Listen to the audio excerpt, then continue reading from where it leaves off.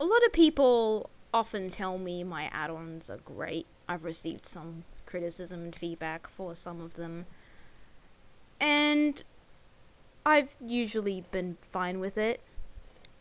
I usually don't say anything as much. I just tend to just leave things as they are. People tell me my add-ons are cool, but I was actually pretty happy. The thing is, though, no one's asked me how I made my add-ons, and at first I made a big video about, that sounded pretty elitist, and I don't agree with the views that I provided in that video, and it was hard to leave it up. Typically I don't delete stuff like that because it's a part of my history. I don't want to come off as hiding some view that I don't agree with.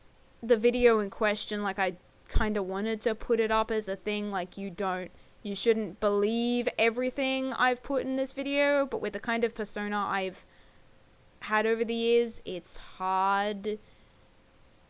It's kind of hard to...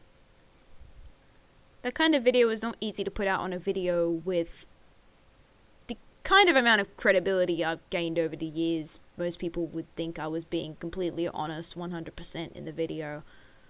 That's kind of why I don't script, really, a lot of my videos when I talk or commentate over a lot of things. Because I found over time a live reaction tends to be a bit more honest than pre-scripting some words on a page and then reading them out as a video progresses. The thoughts are a lot more honest in that sense. They're more genuine. They're more... This would probably be how I would speak to you if I was actually speaking to you on, say, Discord, or a long time ago it was Skype, but instead of just a generic video person, which is the norm on YouTube now, which I don't particularly find interesting. Even when they do attempt to come off as relatable, when they get all corporate, which is a lot about what YouTube is, it's not what I particularly enjoy.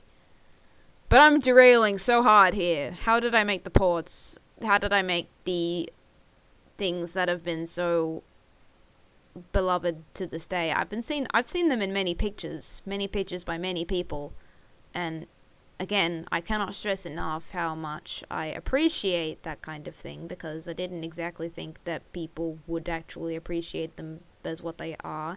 Some people have told me with some of my things that I should probably, with some of my other packs, as well as the original ones, that I should probably have included colorable versions. Thing is, in gmod, I'll probably go over this. Thing is, in gmod, that's not very easy to decide. I would have to make multiple versions for that. Initially, I also was only thinking of multiple colored, already existing versions at all. I wasn't exactly thinking about colorability at that point, so I was just sticking with my original intention to make a bunch of ports that could at least be used and were not just the original gear, if that makes any sense. So, a long time ago, when I wanted very badly the gear to exist, this would have been during 2016, I was looking at a list of gear. I think this was on Wikipedia. And during this, I was thinking, some of the pieces of gear are like specific colors and whatnot.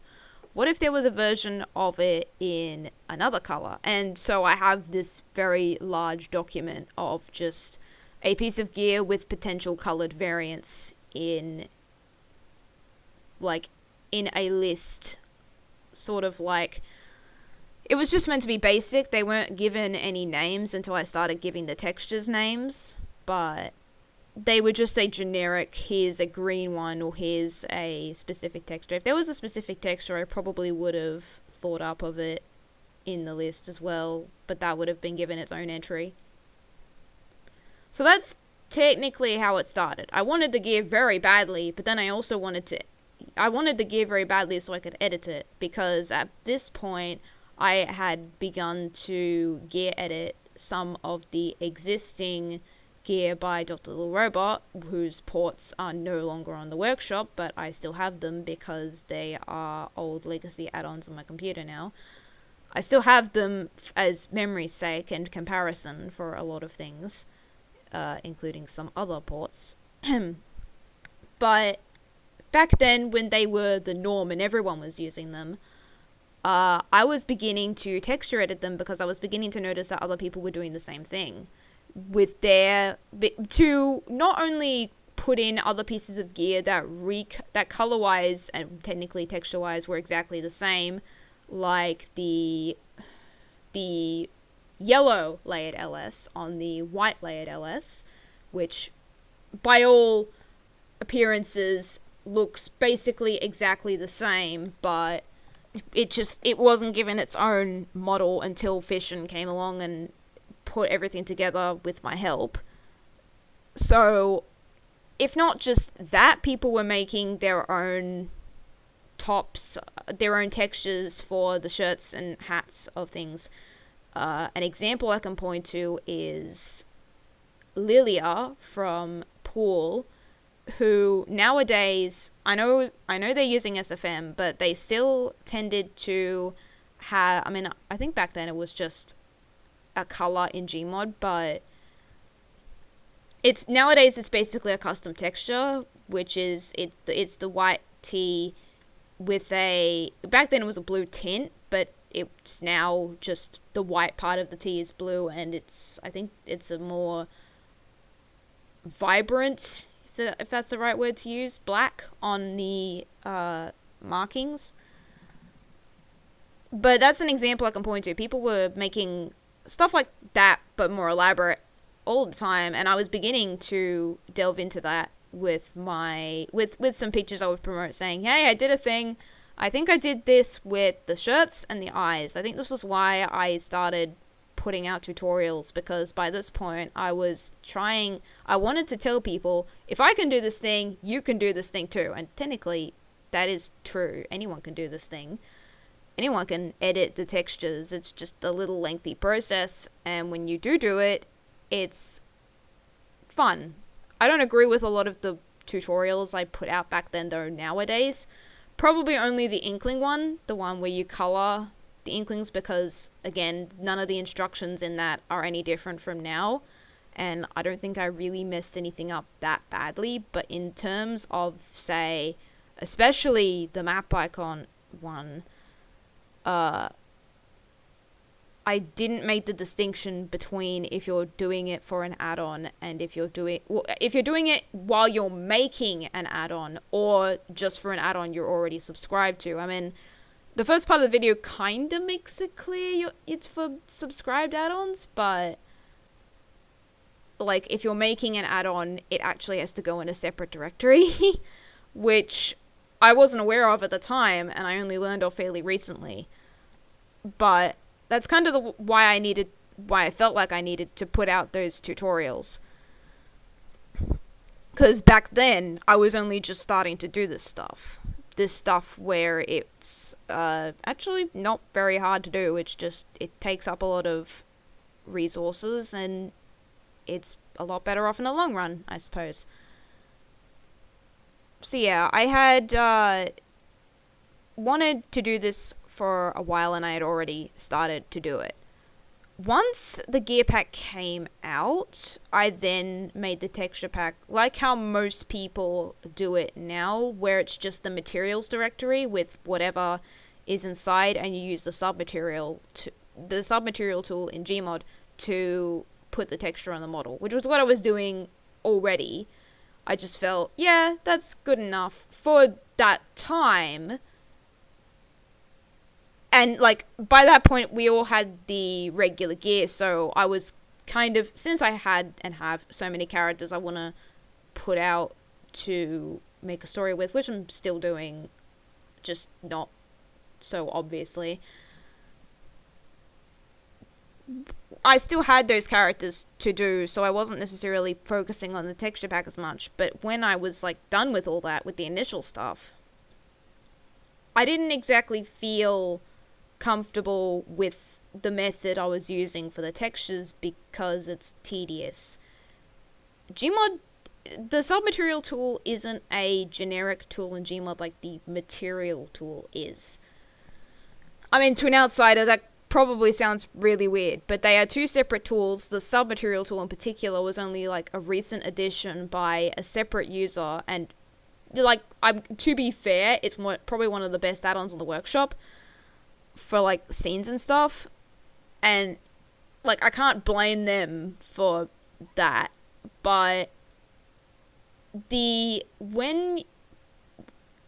method to get a texture on the model is tedious, because you have to copy to the clipboard the path of the model, because if you want to use it, even if it says use with material tool, that'll be the default material tool, which will plant the model's material onto the whole model, the model's texture onto the whole model, which won't look very nice. It's gonna be like, you'd have to scroll through a bunch of body groups if it's not the one you're submaterialing for, and it won't be, I mean, personally myself, just to slightly derail, I've had a fear for a long time of distorted models. Maybe, like, if for a second in a Gmod video as a joke or gag, or, like, someone else is doing it or something, I'm not particularly afraid of it. But, like, I tend to really not like distortions, like polygons flying all over the place. I don't think most people would. I mean, the precursor to this was, like, when I was 6 years old and used to play, like, computer games, because they would deload a lot of the graphics in the computer's card at the time, and they reverted it to basic graphics, I would actually, like, run and hide until that particular part was over before I came back to play the game. This is actually a lot of the games I played with the nostalgic content, which I do still intend to continue, by the way, but not now. A lot of games I played in that, I would have run away for those and come back when the game loaded. I wasn't exactly comfortable with that. The reason why I mention that is because that would technically happen with the texture if you used it with the default material tool. And if I'm concerned about it, what's to say that someone else might not be? That wouldn't be very fun. So that's, like, you can't use it with the material tool, and the right click won't allow you to just immediately select it to the submaterial tool, or add an option, I suppose. They should probably do that, but they haven't yet. You have to copy it to the clipboard, which is the model's directory, in this case, the textures directory. And then once the textures directory is set, you can then paste it in the submaterial tool's path. Then you have to scroll through the list of textures on the model, which you would have to make sure your reticle is straight on the model you're trying to submaterial, and then you have to get to the correct texture you're submaterialing, and then you replace the texture. Then if it's, like, say you're replacing the vintage check on the button ups, the long sleeve button ups, and the vintage check is, like, one of the last skins of the group, you would have to then either use the easy body group tool or use the C context menu to select the texture. You would then have to go to that body group, which, if you didn't know what it was beforehand, or I don't know why you wouldn't, but if you didn't know where it was, that would take an even more absurd amount of time. Now, imagine now, it doesn't sound like a lot of steps when you're seeing it in, like, the footage, or you see it from someone else's end, But imagine how tedious that gets after a while, like for one model all the time. I mean, I know you can save dupes, but imagine how tedious it would get if you have to like alter it for some reason, and like you have to do those bunches of steps every single time. Not just that, like if you're trying to build a scene with a lot of characters using these particular materials, it takes a long time. I know, like, it's easy, but it's tedious.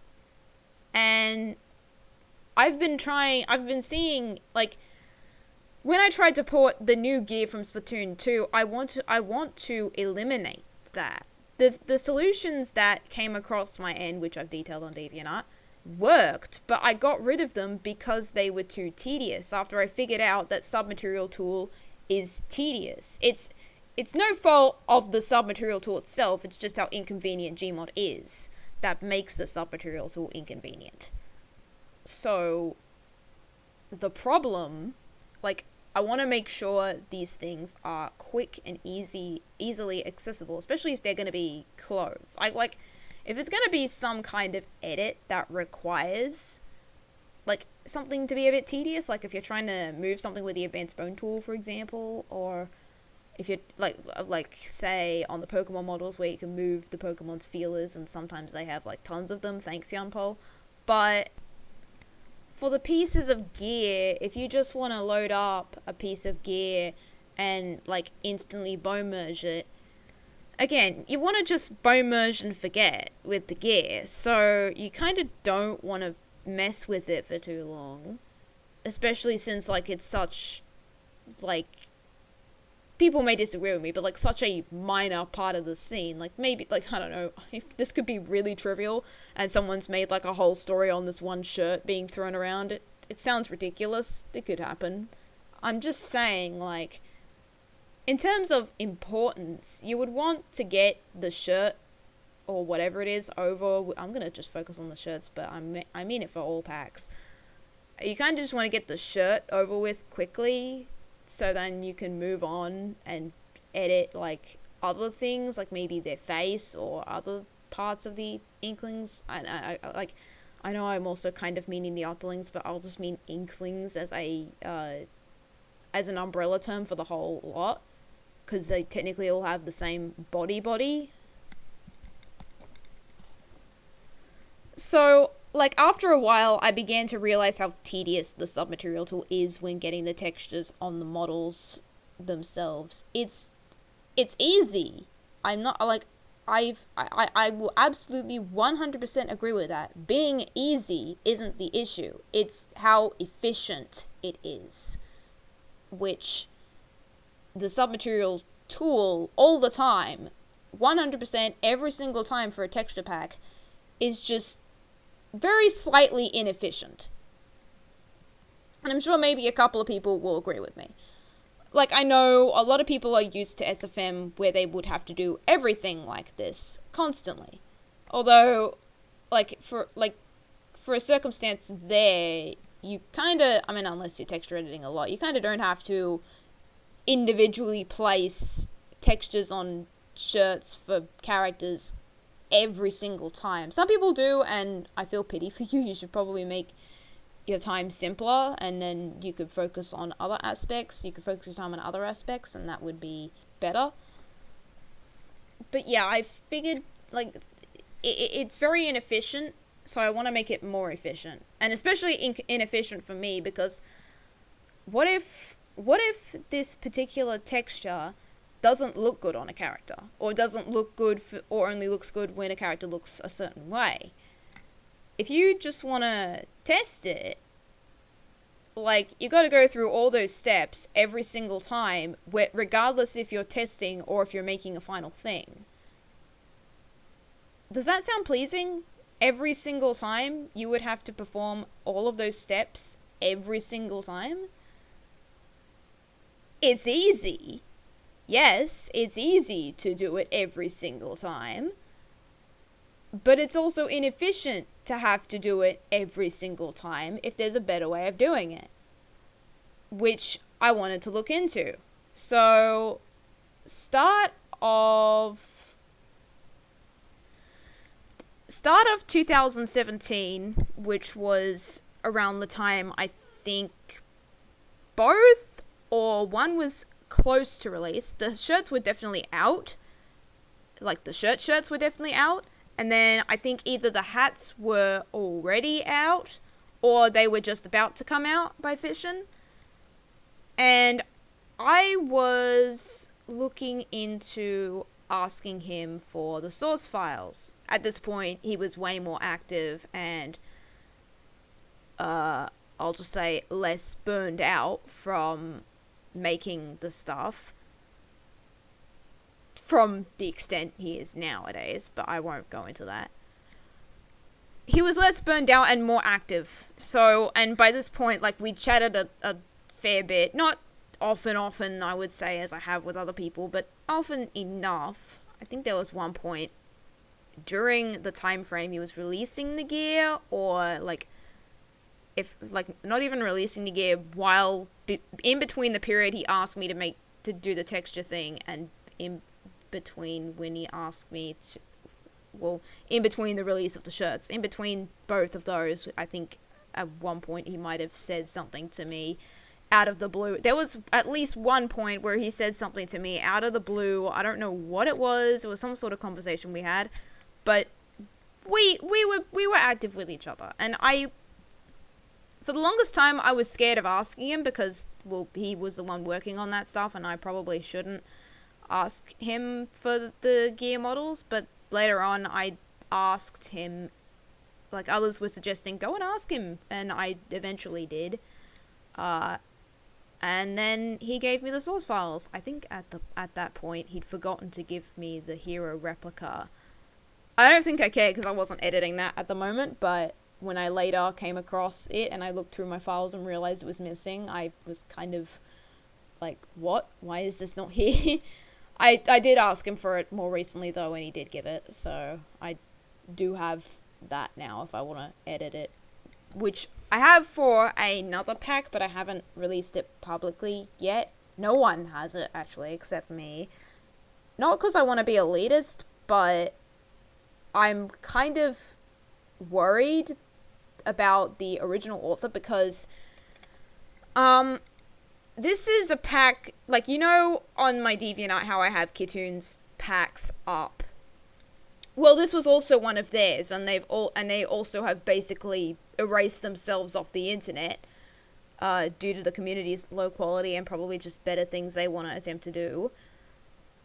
So, like, I'm kind of concerned about releasing a gmod pack of one of their old texture packs, especially given they went and said to the people who re-uploaded those iPacks, please remove them, even though, and just said they're hue shifts, even though, like, and technically Kittoon's right, they were hue shifts because the sclera of the eye was slightly tinted in the original pack, which I actually went and texture edited for a pack of my own. I don't feel comfortable in releasing that either, because, well, majority of the texture isn't really mine, it's just patching the sclera on all of the eyes, so then they have the regular sclera on the normal eyes. But yeah, it's with the hero replica and technically the hero pack, it's another one of those everything's another color thing, because I was trying to honor the original intention rather than trying to combine them and create a horrible mess, I suppose. So it's not that I want to be elitist. I want to find if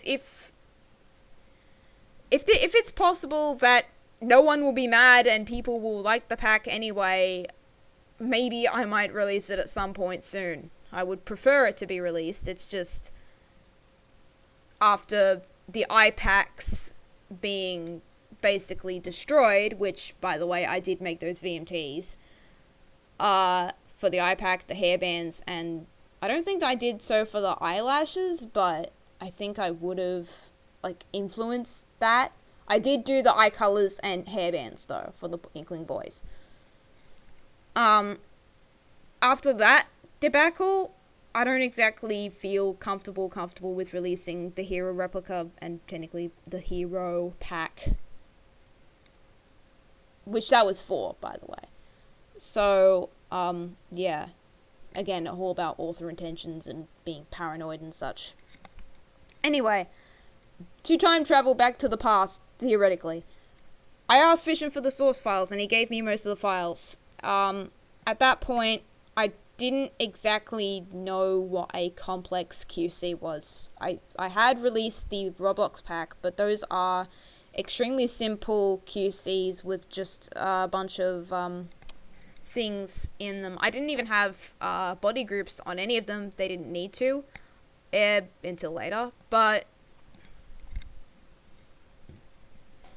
because they didn't have body groups, or rather skins, because they didn't have skins, I didn't really know how to edit that. So and like before all that, I had tried to decompile Fission's gear models, the gmod port, to attempt to redirect the texture path, because that's all I wanted to do. I just wanted to redirect the texture path so then I could put in a bunch of textures on my own of the Minty, I suppose, or the Black Layered LS or whatever.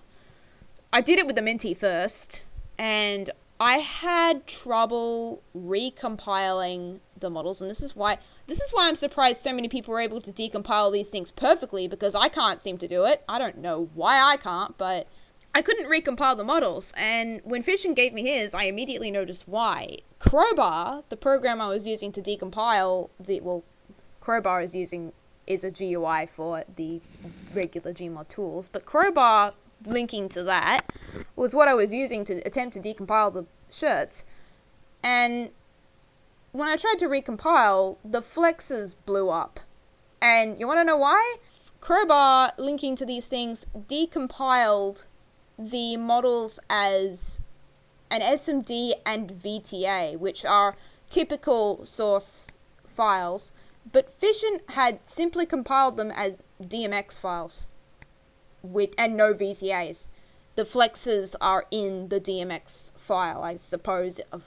My limited understanding, it's a more complicated source engine model, which can fit a lot more stuff in it. It's a little bit buggy, which is why you've got multiple bust adjust and splattered flexes in some cases, mainly the models with body groups. Probably that's the reason. But you can combine flexes, and it's a lot more complicated. It probably clearly is incompatible with like SMDs for some reason. And this is why I'm usually surprised that a lot of people can decompile these models perfectly, because, like, God, I tried to do that myself, and all I ended up with when attempting to recompile the model was errors, and I edited the correct parts. What even? So that's why I had to ask Fission for the models, because when I tried, it just didn't work, and for like a couple weeks I would have just been like, oh yeah, okay, maybe you do have the sub-material, everything, but that still didn't seem fun, so I still kept looking. And then I had to study the QC for a little bit to understand. Well, the initial QC kind of gave me an idea of what the body groups are supposed to be. It only took a while for me having to look at all of them, because there's quite a large number. But later on, when Fission gave me his QCs, I soon figured it out, which, to explain in the most simplest terms that can possibly happen, there's a lot of textures on the model, and the textures correlate to the certain type of model you're seeing. And there are hider textures that hide all of the other models that you don't want to see, and they're all in the same body group as the texture you're seeing. So in the layered teasers case, there's the first body group is like, I think, black layered LS with 2 extra textures, I think, because it has 2 extra textures on the model normally. And then the other textures for the other layered tees are like weapon hider 2, weapon hider 3, and then those weapon hider 1, 2, and 3 eventually turn into the other layered tees in other body groups, while the black layered LS textures turn into weapon hiders themselves. It's a giant weird puzzle, and it takes a lot of motivation to be able to tell. It takes a lot of motivation to be able to tell the difference. Not only this, but like, in order for me to change the texture name, I also had to change the DMX's texture name, which is easy. All I had to do was go on Blender and change it. But if I wanted, like, I wanted this thing where individual pieces of gear had their variants instead of layered tees variant, because that would probably go over the limit at 32 texture limit, and that wouldn't be very fun. I wanted to create a sort of consistency with the shirts, so I would have to edit the textures to correlate with how the original body group did it, but for that model. So say it was the Minty, and I think the Minty is like the 16th or so, correct me if I'm wrong, the 16th or something skin on the basic T model, and the first one is the basic T. I would have to make the basic T's first body group the Minty's body group, and change, because the other body groups, like the black layered LS has 2 other textures that just are black layered LS. On other skins, they can just use the same original texture. So for the white layered LS, it's just white layered LS 3 times, and then the same weapon hiders as the black layered LS, I think. So it would basically, you would have to turn 2 of those white layered LS textures into their own textures if you wanted to create that as the first skin or the only skin, which I would have to do for any of them if I wanted to edit them. So that was fun. I eventually figured that out, and that took ages for me to edit. And then once I did that, I basically had my own custom models with the things on them, and they could also be used with the body group tool and the C context menu, and you could put them on the model without much hassle. That's fun. Now, I'm not sure a lot of people are aware of this. They mightn't have used them, since it probably isn't obvious that they do, but the models have a props_pink mods directory. For the kitoon textures, I instead changed that directory to props_kit mods, because the people who quote-unquote made, I mostly hue shifted for some of them, quote-unquote made the textures is important in those circumstances where it's custom. Opinion incoming. I don't tend to appreciate when something is ported from a game or something, and it's given a directory related to the person who ported it, if it's an official thing, because it tends to come off as egotistical for me. Now, of course, contradict this all you like, I did that for my own models. I did that because they were custom, they were my own textures. So I should probably state that they are that and not in a generic props Splatoon directory like how Fishin put it, because, well, they're not official. They're not in the game. They didn't come from the game. They came from me messing around in Photoshop and texture editing for like a couple of weeks to months to a year. They're not white. I don't want to promote them as official because they aren't. They're something that are made by me or Kitt or whoever made them. So personally, when I want to port something official, which I do want to do, you'll probably never see me put my name in the directory, because what point do I have other than actually performing the port to begin with? I don't have any ownership of this thing. I shouldn't pretend like I do. I technically probably don't even own the retextures themselves, but I can at least pretend, since I did technically make them. I probably don't own them, but I did make them. So why not put the name in the directory then?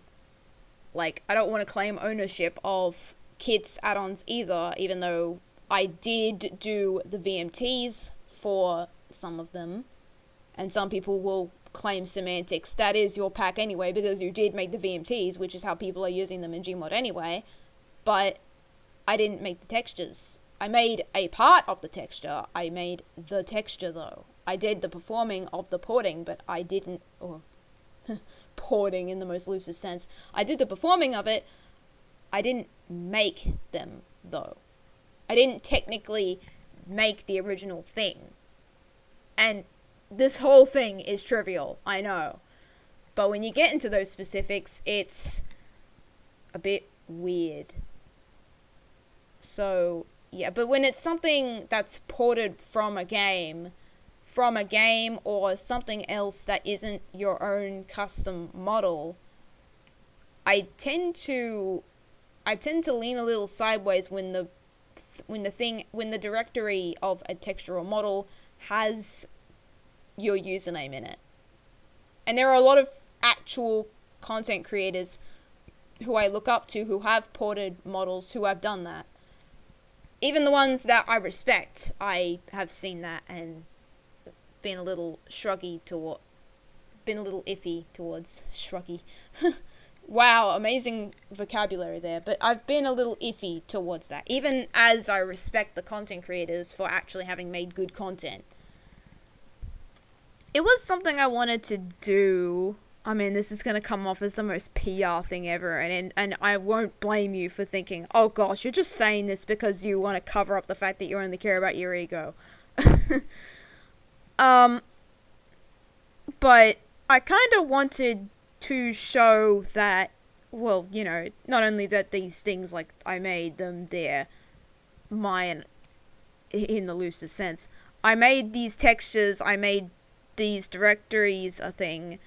I wanted to show that's possible because when I was looking up alternatives on how to make the texture pack more efficient, I came across what people refer to as hexing, which is as it sounds. You hex edit the add-on itself, or rather, I think the thing you're recompiling, I think the SMD or whatever, you recompile it to have a directory that is different, but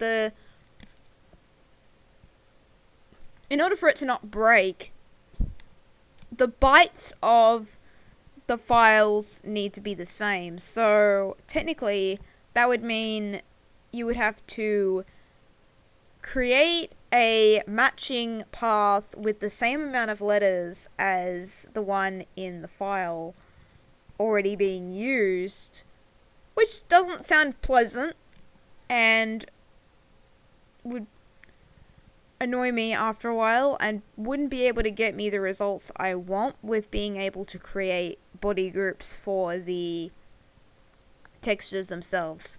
So another reason I had to make them my own directory separate from what most people would consider reasonable directories for a Splatoon-ish add-on.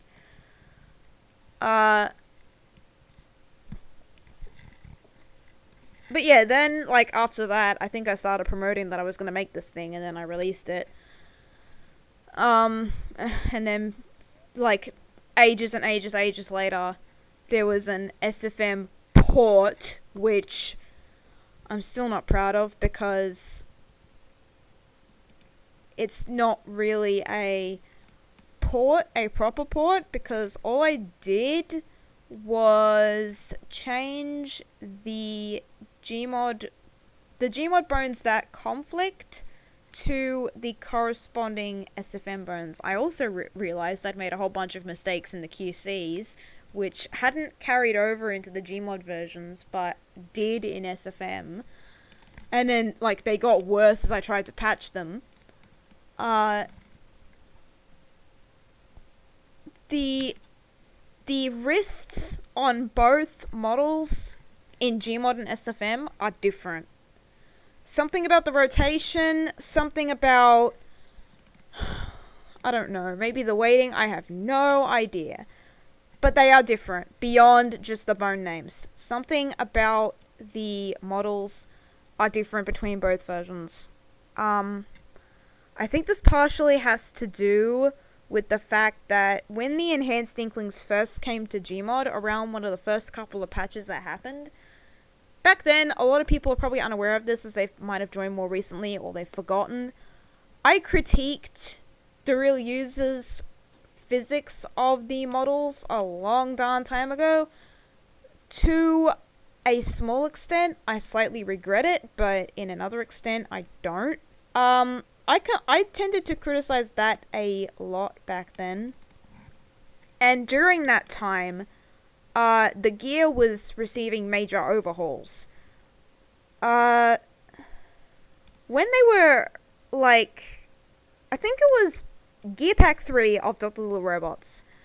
One of the patches that was added, I think I remember this because I reported on the bug as it happened. The wrists didn't exactly look right. They tended to distort or something. I think this might have to do with their rotations, but I guess here's a couple pictures of when I was bug reporting. I was using two of my characters at the time because this was what I was trying to do this for an actual scene that I was making at the time. But, and I was thinking, they certainly don't look right. I think, I don't know, it may have something to do with a combination of these things, but the gmod and SFM models are different in terms of their wrists. And this has stuffed me up plenty of times, beyond just their bone names. Their bone names are also different too, but that's one thing. And I already have made sure when I was porting them to SFM that they had the correct bone names, because in SFM, the bone names of the wrists are BIP underscore hand underscore the side, LR.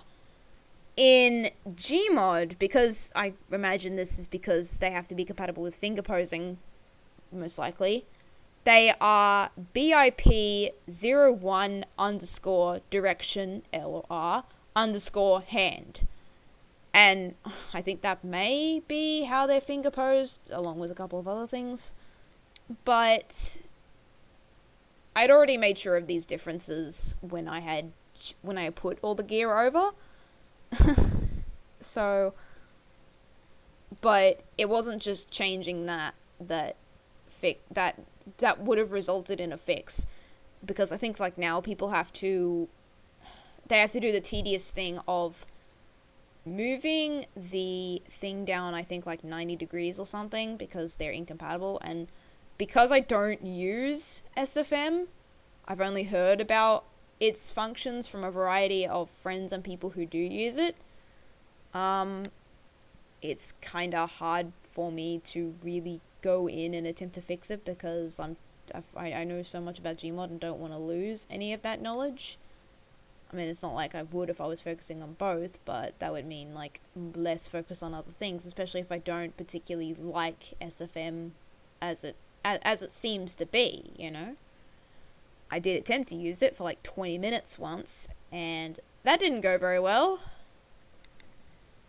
So, like, in terms of my motivation, because I didn't exactly I mean, I tried to look up tutorials, but I just wasn't motivated, so I didn't want to do it.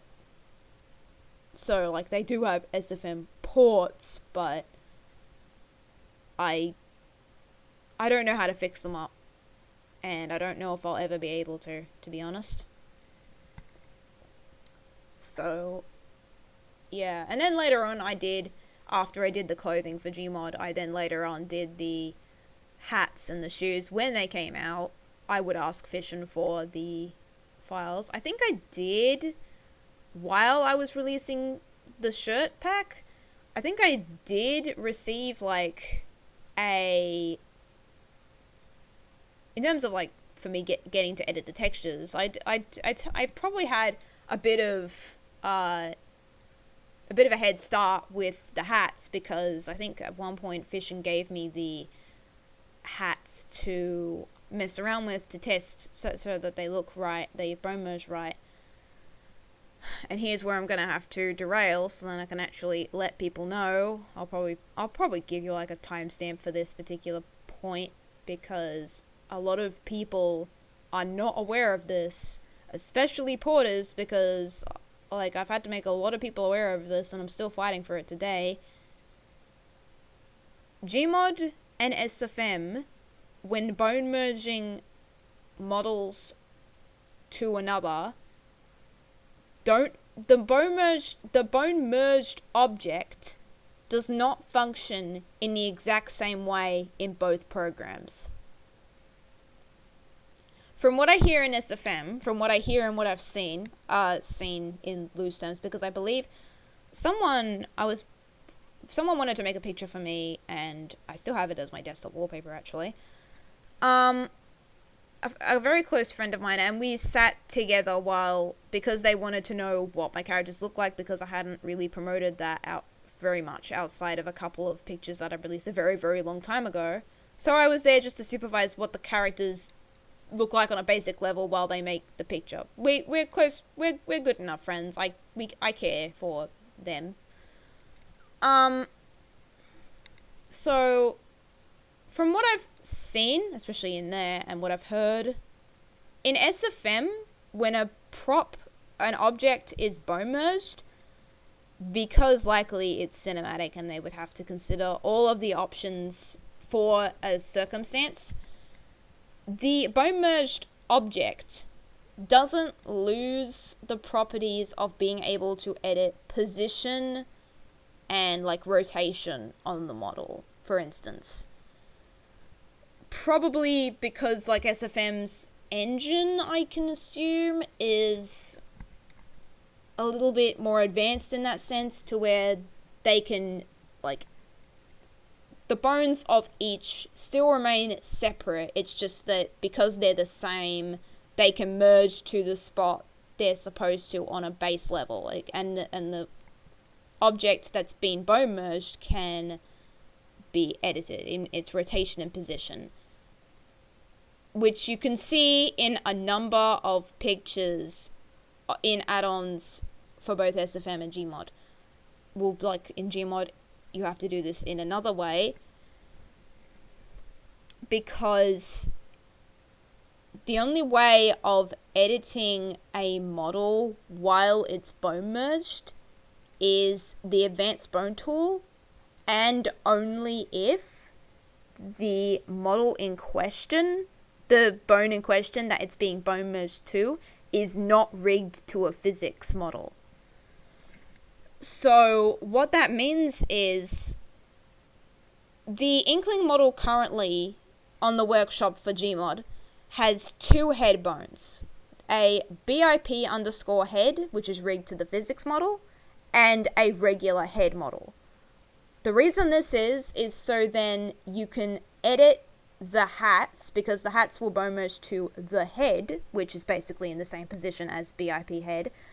The hats will bone merge to head, and you can edit their position and rotation by using the advanced bone tool on the head bone, because the head bone is a phantom bone, my colloquial term for it, because it's a bone on the model that exists, but you can't see it until a hat is on there, for example. This would allow you to do things like moving the glasses onto the head, off the head in some rotation, and whatnot. Many would also suggest that you could also no collide the models, but this is also again inefficient and tedious personally for a couple of reasons. Effects, which are the colloquial term for models with a green ring in Gmod, effects don't really have physics. That's why they're effects. They're just models without a physics model, which the gear pieces are, because there's no need for them to have physics under normal circumstances. Especially if they're going to be bone merged, the physics model, the bone merged model is just going to follow the physics model when it's bone merged, so what's the point of giving them physics if their original purpose is to follow the physics of another model instead? It's just more efficient in that way. They themselves don't need to have physics because they don't really need to be edited all that often. You can claim, of course, that you will probably need them for shirts laying on the floor kinds of scenes, or on a desktop table, or I don't know, bedside to anything. They're probably just laying on the floor somewhere and you probably need to edit their position, but in that sense you could probably just use Advanced Bone Tool on them and edit their arms or the torso to then do that anyway, so there's no need. But when a bone merged object is already bone merged, one, the individual aspects of the model are removed, so if there are no bones that match between them, the unique bones on the bone merged object get removed, essentially.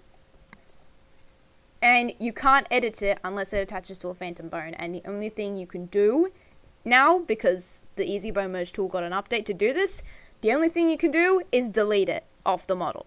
That's it. You can't edit its position or rotation or anything unless, again, it attaches to a phantom bone. Fission's models, my models, the hero mode models of Cruel Dudes and Fancy Knights have all taken this into account. I don't believe in the Latitude's case they know why, but I guess if they see this, they probably now do.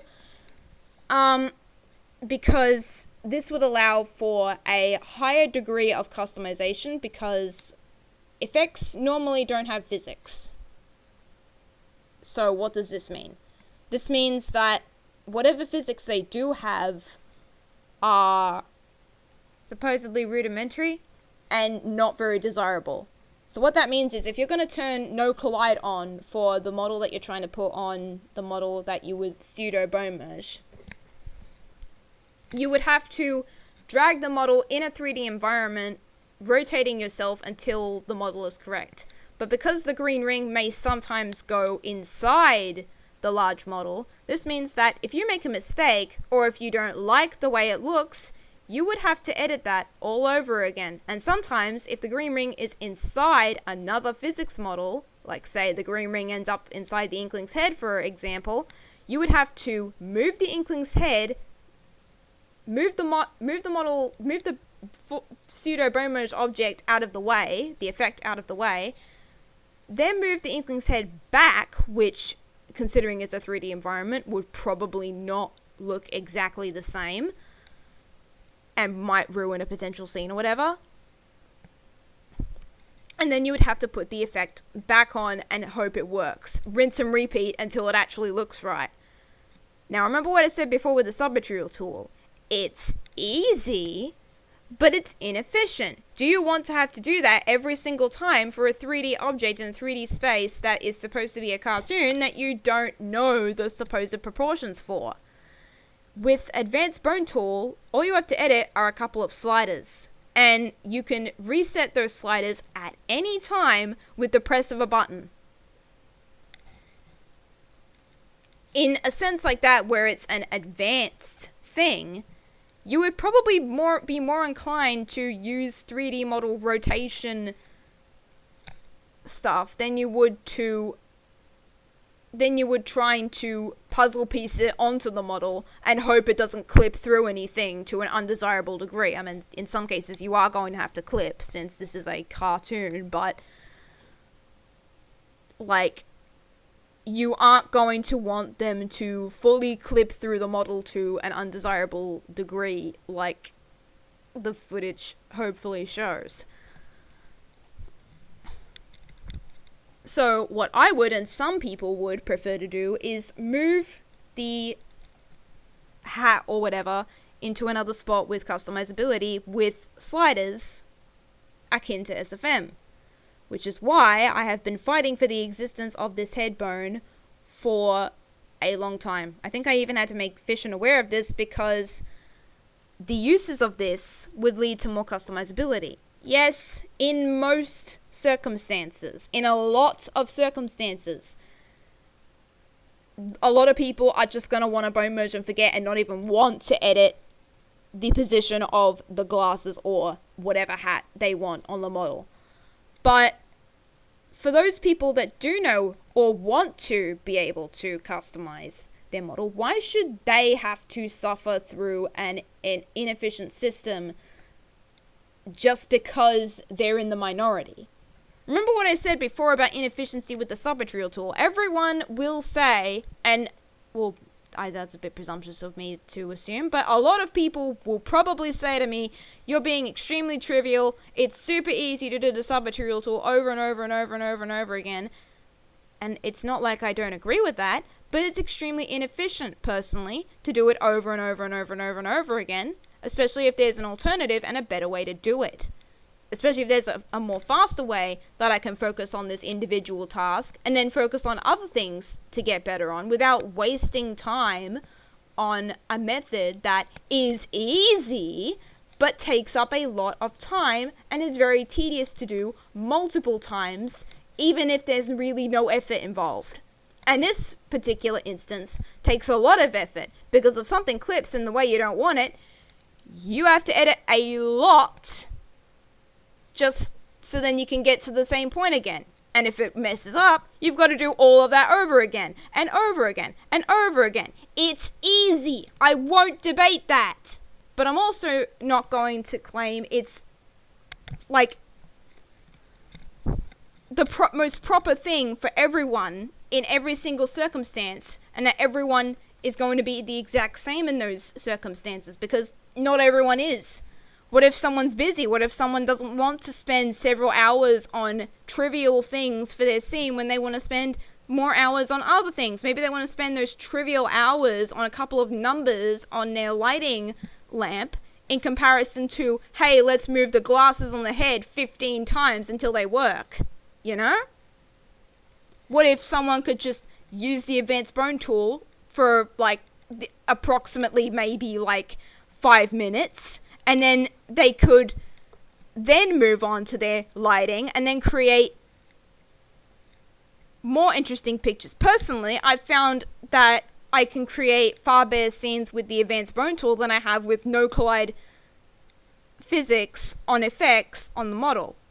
And I would prefer to have those all the time. I don't know why others wouldn't. If you find something that's convenient and useful, wouldn't you want to use it all the time? And yeah, that's probably the reason why people are going to tell me, you're being trivial, the submaterial tool is easy, just use it all the time. Because yeah, that argument does work for that circumstance. But, and I certainly won't contest that it could also work for the no collide physics too. But personally, I would prefer to use the advanced bone tool because it tends to give me better results. It tends to be more efficient for me, and I probably can hopefully assume a lot of other people think the same way. That's probably why a lot of other people have it as a requirement on their add-on to be able to edit bones that they couldn't make physics. For some reason, there's a physics bone limit too, or those bones would be ridiculous to make into physics. I'm mainly referring to the Pokemon models here because there was a model of Yunpulse recently that had a very bad physics issue to the point where if you turned gravity off on it, it would literally spin into the sky. So once they were removed, suddenly the model became much easier to pose, and they turned into advanced bone tool bones, and suddenly there's options now. People can use either the Fizz Gun or the advanced bone tool or ragdoll mover to move the things they want to do in their own way. Hence why I keep fighting for the existence of this head bone, because, well, then you get more options, don't you? People who actually prefer the let's move the glasses 15 times method will appreciate their method, and then the people who have or want to use the advanced bone tool also have their method. Just because a lot of people, I'm probably teaching a lot of people here. a lot of people probably aren't even aware that the head bone exists on the Inkling models and that you can use Advanced Bone Tool on them and that you can use them to edit hats. A lot of people are probably learning that today as their first lesson in Gmod complexity, I suppose. Does that invalidate it being a feature on the models? No. It really, literally doesn't. A lot of people earlier in an unrelated video, a Pan and Coec video, Panem was explaining butterfly triplets because there are 5 circumstances where they spawn a 1-up and 1 instance where they don't. And there's a line in the video where he says, I'm sure we've all heard of the butterfly triplets, and all of the comments were just, oh my god, what the heck? There were butterfly triplets that turned into 1-ups? Just because a lot of people don't know about a thing doesn't invalidate the feature existing in the first place. You learn something new every day, isn't that a common phrase? That really shouldn't that be a thing for people to be able to learn? I suppose. I learned it, so why can't anybody else? Why should nobody else be entitled to do these things if they're the only kinds of workarounds we have in Gmod's system? Like, please. I done wish that they would release an update that separates bone merged models from the regular ones so that the easy bone merge tool, or like, if not the easy bone merge tool, the advanced bone tool becomes an official tool or something, and you can use it to edit bone merged props on the bone merged model, because let's be honest here, a lot of Gmod is actually just scene building. There is a lot of Gmod also dedicated to the NPCs and the weapons and the rest of it, but there's also a lot of Gmod that's dedicated to scene building. Why are there so many dupes and slaves on the workshop? I mean, it's a building game. Scene building is part of that. A lot of it, a big part of that, actually. So, it's not outrageous to assume that people want options in their video game, in their program that of choice that they use.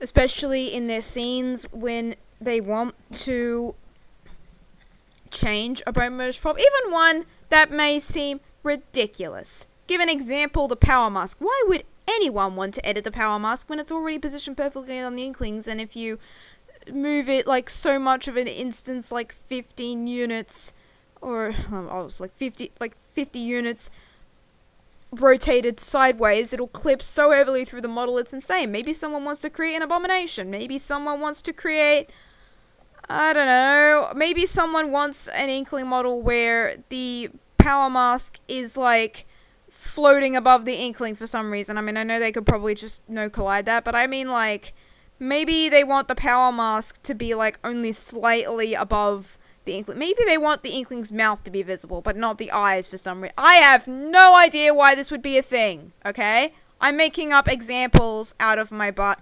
to give an example of circumstances that could happen, that could very much exist in the realms of possibility. Someone's probably already done it in secret, and I have no idea that it has happened. Maybe someone has created this power mask fantasy that I'm creating, but in this circumstance that I'm making, someone could just want the power mask to cover the Inkling's eyes and not their mouth for some reason. Maybe they just turn the Y position up to, like, a bit. It still covers the eyes, maybe a bit of the nose, and the mouth is still visible. I don't know. Someone probably wants to do that. Why not give them that option? Why not be able to edit it?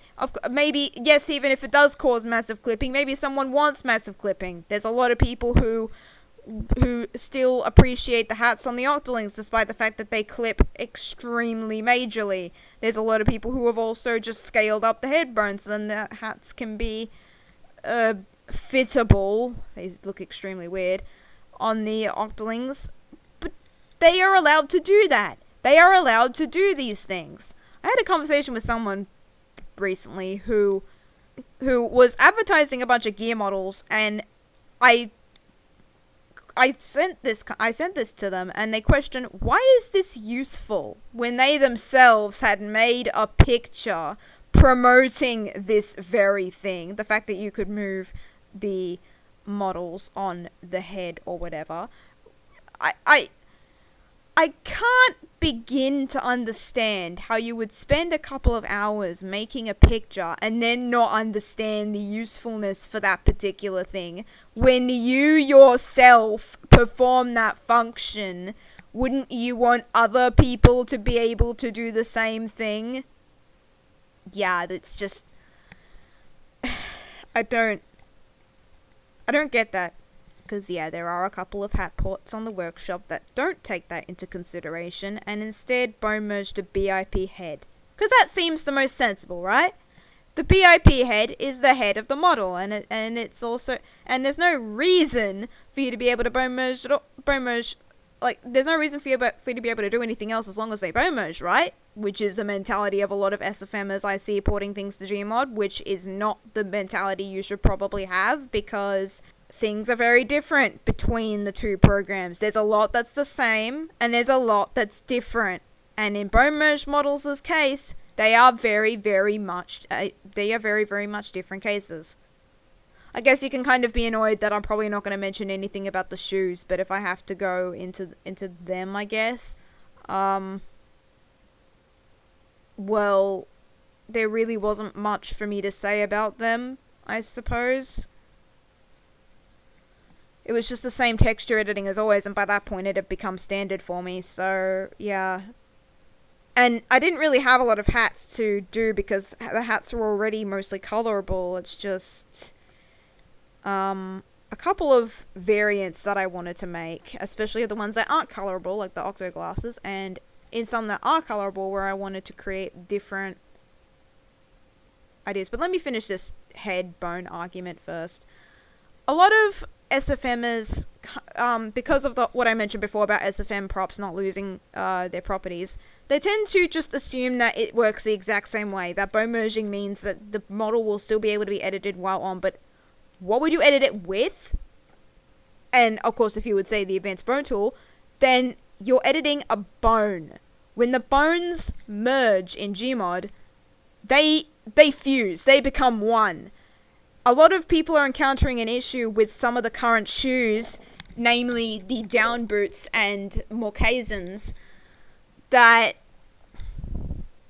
the feet, for example, because the shoes bone merge to the BIP feet, they can't edit the toes so they can go inside the feet, because the shoes also bone merge to the toe bone that the Inkling's physics toe is on. I mean, the toe doesn't have physics, but so you can edit the toe, which I do recommend for people who are trying to put the foot on the ground and they just put it straight on. Like, no, your toes bend when you're on a surface and you're bending your foot.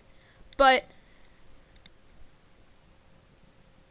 basically when the bones merge, the shoe's toe bone and the Inkling's toe bone are one in the same. The exact same thing. One in the same. They are merged, they are fused, they are exactly the same thing.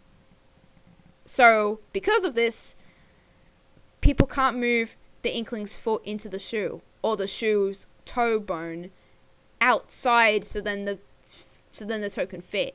We used to be able to do that, actually, because they used to be like two skeletons on top of each other. That we were using Squidbone's old bone set with the new Inklings, and the old ones bone merged to bones without the BIP prefix. So the new models had a BIP prefix for the shoes. What was going on was, if a shoe was incompatible for some reason, you could then move the skeleton of the gear, which was the gear's skeleton that it was bone merging to, using advanced bone tool, and then you could fix the shoes. Nowadays, because of the fact that the shoes are not bone merging correctly, they can't do that. There is an alternative that Vision has suggested that he still hasn't gotten around to doing, where the Inklings could have a foot body group, which would basically perform the same function, and since you wouldn't need the feet after they're bone merged, you would then be able to pose it properly without much of an issue. And that is an alternative that has been suggested, but like this head bone, people are having this issue with the shoes because they are the one and the same. So bone merging does not work the same way. You shouldn't assume it works the same way, especially when I come telling you they don't work the same way. Please patch your add-ons so then it works. Because you want people to have as much flexibility with your add-on as possible, which is partially why my pack has so many darn options in it that I had to split it into two. It's actually now, like, if I release the full thing, because I have a pack 3 on DeviantArt, if I had to release the full thing, let's see, the first 2 packs are 2 packs. There's a 200 megabyte workshop limit, and the add-on in question on the workshop, that is a pack 3, is 1 gigabyte. Do some math, that would be 5 more packs added to the original 2.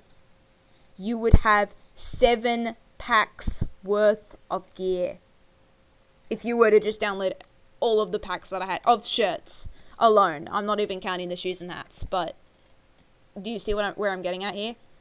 People want options, and I'm aware of that. I want options. A lot of people do.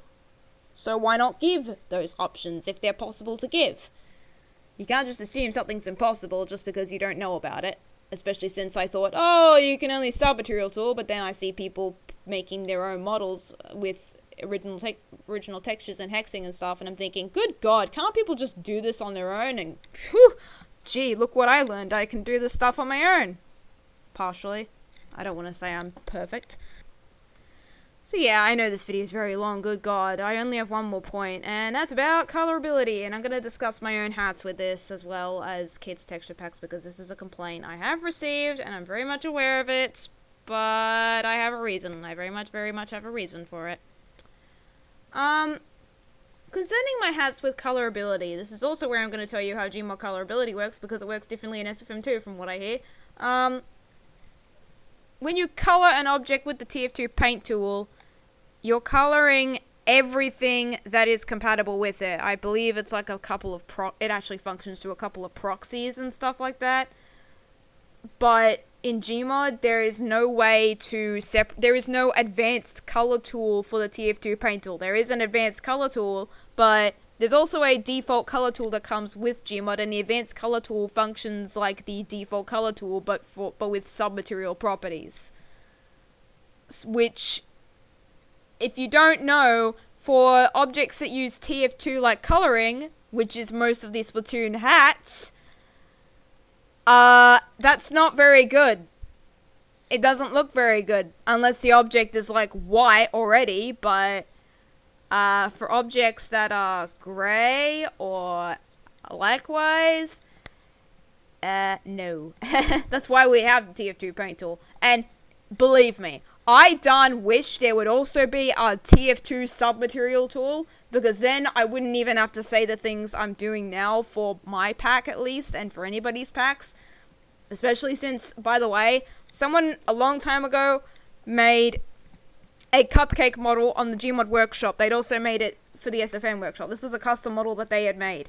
They had enabled TF2 like coloring on the model, and in SFM's case, because you can individually edit the individual colors on individual textures, this is why I sometimes see on Inkling pictures, sometimes the mouth is left as the default blue or orange, or even the side of the underwear is sometimes left as the default blue or orange, because people sometimes don't see that that bit is also something you can edit, or sometimes it's not needed because that sometimes the Inkling's mouth is closed, they're smirking, they're bored, something, they don't have the mouth open, but sometimes when they do have the mouth open, they just ignore it, and sometimes I just think, good golly, you didn't notice they had a blue mouth, or maybe that's just an aesthetic thing, they wanted to leave it as blue and orange for every single boy and girl, and I don't know, maybe that's a thing. But in SFM you can do that, there are individual colors for an individual texture. And technically the same could be said for Gmod if such a tool were to be made. The colorability of certain textures are relegated to the individual texture. It's not like you can just say to the model, color these specific parts all the same thing. It's that the textures themselves individually all specify that they can be colored. The underwear, the mouth, the top of the head on the current Inkling models. So everything that is colorable in Gmod that can be colorable gets colored. Everything. So this cupcake model, because everything was reacting to it, the sprinkles, the icing, the cake itself, the wrapping of the cake, even the candle, and the parts of the candle, this meant that if you attempted to color it, it would be like if you used a cleaner version of the the default color tool on it, because then it would look kinda weird. It would look like you just dumped a bunch of icing or paint on it of the respective color you're coloring it with. And yes, you can get around this by telling some of the textures to heck off with their proxies, and then they would remain the same. And then, like, you could enable these things whenever you wanted for the individual color you're making it for. But I think that's about it. You can't individually suggest individual sections to be colored unless you make another model or another texture for those variants. So people asking me in terms of colorability, for the hats that I was making, I had already had an idea that I had wanted to make different types of colorability. For example, the squash headband, the b-ball headband, where typically it's the stripe that's colorable, but this time it's the outside and the stripe is black. This was just a small idea of mine, because you can only really make one part colorable. Well, like, you can only really make the part that you want colorable, and you can't alter that unless you make another texture for it. This is partially why I'm on the fence in terms of colorability, because what I wanted to see was a blue version of the texture, not necessarily coloring a specific part of the model blue or green or yellow, because what part would you make that? Because let's go through a couple of circumstances for, if I don't want to make a certain circumstance for that, because trust me, there would be thousands that you could literally make, and there's a certain threshold of effort you can put towards a certain thing, especially if all these pieces of gear are going to have individual variants. Let's go through the black layered LS. Let's assume you want the black layered LS to be colorable and be, I don't know, blue. Do you want to color its arms? The underneath layered shirt? Do you want to color just its arms? Do you want to color the whole white shirt? Do you want to color the black shirt? Do you want to color the black shirt and the rim? Do you want to color half of the white shirt and half of the black shirt, or half of the white shirt only, or half of the black shirt? It's semantic. It's trivial. I know. But what part do you want to make colorable? That's official. And if you want to make variants, you've got to make all of those variants yourself. Every single one. And personally, in terms of all of the effort you would want to have to go through, I don't know if I want to go through that for every single piece of gear. When I was looking at the original pieces of gear myself personally, people asked me, you should probably have just made some of these hoodies colorable, or you probably should have just made part of this Aloha tee colorable, part of this piece of gear colorable. What I was looking for originally was what that particular texture would look like in a different color if they were hue shifted, rather than if a part of them were to be colored that way. I originally actually had an idea where I wanted the Aloha shirt to have black stripes, and instead have the colors that I wanted it to have. I actually couldn't get this black stripes idea to work, and so I scrapped it, especially since later on, Kitt made a texture pack including the Aloha shirts that I actually couldn't possibly match, even if I was trying, because there are just so many variants inside of it. this is why I'm reluctant to put in colored textures on some pieces of gear unless the particular colored part I'm actually suitable with for my own benefit. Of course, people aren't going to ask me for every single half variant of the black layered LS that they could possibly ask to give. But what one would you consider official? And that would spark about 1,000 debates in like 15 different servers, I assume, or any discussion platform. And that's the thing. I don't, like, again, I wasn't concerned with that when I was making the pack because that's not what I wanted to see. I wanted to see what this texture would look like in this different color. So I then went to that. Now, this also partially carries over to a bit of an extent to the kit packs, to the Kittoon packs that I ported. Kittoon was releasing a whole bunch of Splatoon SFM texture packs with only VTFs as the release. So all I had to do basically was add VMTs. So I did that. And then, of course, you know, I figured, oh no, sub-material tool is inefficient. I don't like this. So I eventually figured I should probably make these models so then they're much more convenient. Plus, I can put them in a spawn list and then I can drag them out whenever I want and mess with them and put them on characters whenever I want. That'd be fun, right? So I did that. That took literally ages. I probably don't even know where all the files are. And the process was so droning. I think, like, the process was droning, but I knew in the end it would probably it would amount to something useful in the end, and it is going to in the future. But like, I droned so much through the process of it that I probably don't even remember what I did throughout it, besides the same things over and over that were necessary for a model to work, you know? Not that I'll say, oh no, model porting is horrible, it's just that on the scale this was happening, and on the scale I was doing it on, it's just, it was really big. And, like, yeah, it was only so I could actually put those packs up. So, what I wanted to do was basically do what I was doing with the texture pack. Create the textures, and then put them on the models, and then ship them out. I'm sure Kit intended for them to be colorable. But, and I think that's possible in SFM. You probably could have done that anyway. I mean, or if not that, there's probably a thing in SFM for colorability that's different from gmod.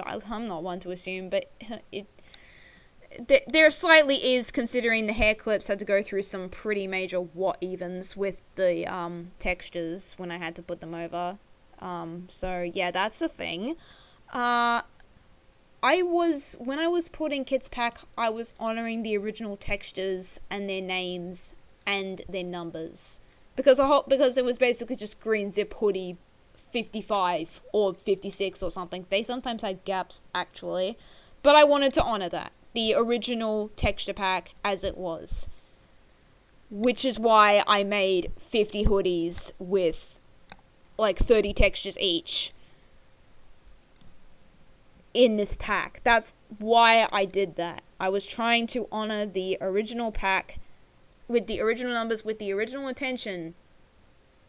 Especially since some of them weren't even just colors, because again, they wanted to go through the extra effort. Some of them were like tints, or there was one particular green zip hoodie which was rainbow, like or a gradient of rainbow. I don't care. It was literally rainbow. I call it the rainbow hoodie as a joke to myself now, but they had that, so I was trying to honor that. Well, how would you color that? How would you color that to be something else? It's already every color. Well, not really every, but you get my point, right? Don't you? So, and especially since, again, they also had to take in mind this whole colorability thing when they made like 500 watermelon hoodies, and the back part of the hoodie was color, you know, the main color of the hoodie, and then the watermelon skin part of the texture was like 15 different colors, and then also the part where the seeds are was also like 15 different colors, which probably explains why there were 500 textures, but they considered like basically every single option in the hue spectrum you could probably think of for every part of the texture they could possibly think of that could exist. But I don't exactly think I would have been happy making like 10 textures with a smile, 10 textures with a skin, and then 10 textures with a back thing if that wasn't the original pack's intention. I guess if I was making the same thing, probably, maybe, but Kitt decided to do it the way they did, and so I decided to honor that to the most absurd degree you could possibly think of, and that's why the pack is so big and I'm not releasing it on the workshop. Don't ask me to do that, please. It's so big you wouldn't be able to fit it into a reasonable amount of packs. Like, do you want to flood the workshop with 20 packs worth of just hoodies? Please. It'd be much better off as just a legacy add-on. Please, share it to however many file sharing websites you could possibly imagine. I don't care. Just, I'm not putting it on the workshop. So, yeah. And, like, again, with the hats, in terms of the different kinds of colorability, like the Beeble headband, I wanted to see how that would look in that sense, but I didn't want to go through every single option personally, since it's a pack I was making for my own benefit at the time. So, and technically I kind of still do. In terms of, like, flexibility, you kind of reached the limit with that point, personally, to me. I mean, technically, there is no limit, but in terms of, like, mental limit of motivation and how much you would really care. I mean, of course, again, by this point, a lot of people probably even haven't even watched the video, and by this point, people are probably telling me, if they even are watching, good God, you are so trivial and semantic, I don't even want to listen to you anymore. Shut off. Go goodbye. And I don't blame you, to be honest, but that is, like, why I did what I did, really, and hence why I'm just honoring their intention by, like, they later kept their original, like, before they deleted everything, they kept the texture pack that I had ported up, and then, like, they then slowly deleted or phased out a whole bunch of the other packs. They phased out, like, all of their pictures, they phased out all of their other texture packs, including the hero one that I've kept hidden. They phased that out, they first put it into a folder where it was barely visible, which I then downloaded it before it went down, and then they just basically deleted everything. So, I mean, I have what I have. I can't exactly say, it's totally gone. Since you did put it on the internet, you kind of have to expect that it's never going to go away. But I do still have these things, and the way they were originally released, when you had that intention, when you were proud of them, when you did release them, is when and what I'm honoring. Since I did appreciate the actual textures themselves, despite some of them being hue shifts or whatever, because, hey, I do the same thing, ha ha ha ha. So, that's kind of the reason my colorability is so limited. Like, a long time ago, before I had disdain for Tomato's ports, for a lot of reasons, actually, when they were beginning to port the gear while I was trying to port the gear, they had decided to make a skin where the school cardigan from the second game is colorable. And it was basically the grey part of the tee is colorable, and the skirt was like a darker color, I believe. And I said, okay, that's fine, but keep it like a separate texture so that people don't assume automatically that the one in game is colorable, because it's not actually. And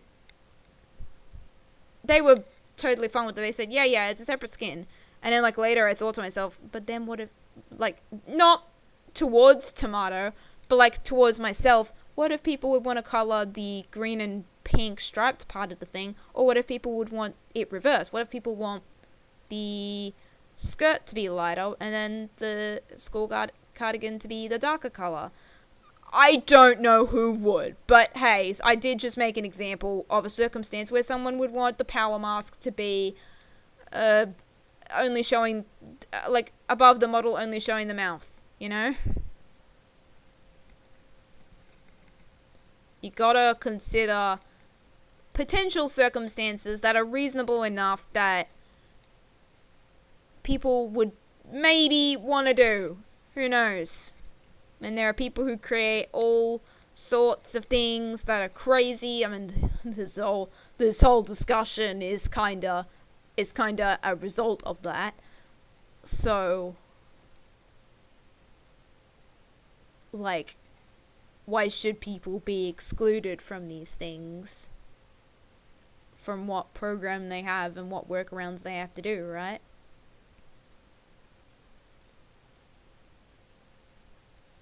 I guess I can close on, don't assume things are always the same between things that are eerily similar to each other, even if they might seem to be.